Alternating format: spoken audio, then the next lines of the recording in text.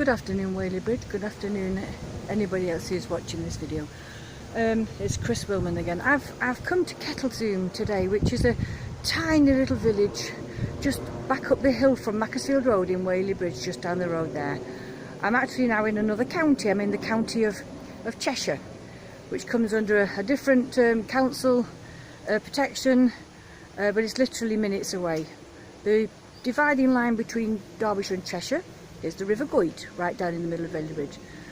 This is where serious flooding occurred here in Kettleshulme last week. The day of Wednesday, the 31st of July, when those severe storms impacted on already swollen and full rivers, all merging off the hills all around us here.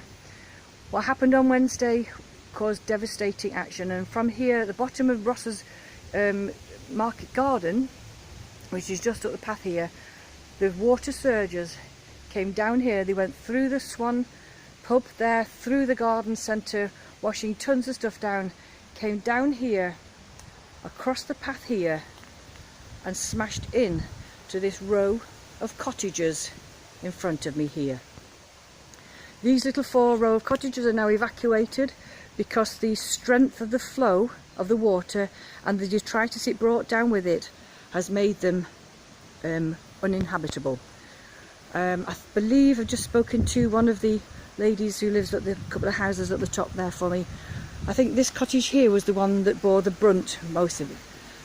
The water burst through here with such a force that on the other side of the river of the house, it burst out of the wall, destroying the door and flooding the house right up to the top. And in fact, what I'm going to do, I'm going to come down here now, because I know nobody's here at home because they've all had to leave their properties, to show you. And I'm seeing this for the first time as well, so I don't know what I'm going to be seeing here. But apparently I have seen somebody else's video on our little Facebook group. Oh my lord. Oh my lord. This little brook that runs under here, and you can still hear it. Oh my lord. Now, it doesn't take too much to imagine the scale of destruction that would have occurred had Toddbrook Dam burst its banks. These tiny little cottages here,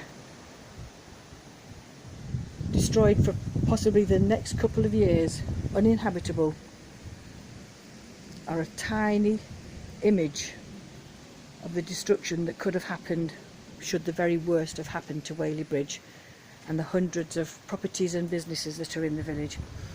I'm going to come back up here now, back down the path. I don't want to look under the tarpaulin there, because I think that would just be really quite distressing.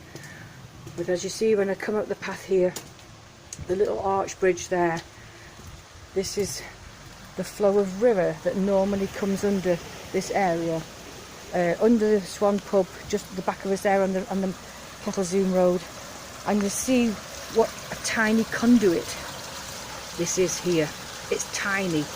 Those volumes of water, days long, had built up and were already excessive levels by the time those surges came on Wednesday the 31st of July. I'm just going to pan round now and just show you one last look, and there's a skip here with stuff.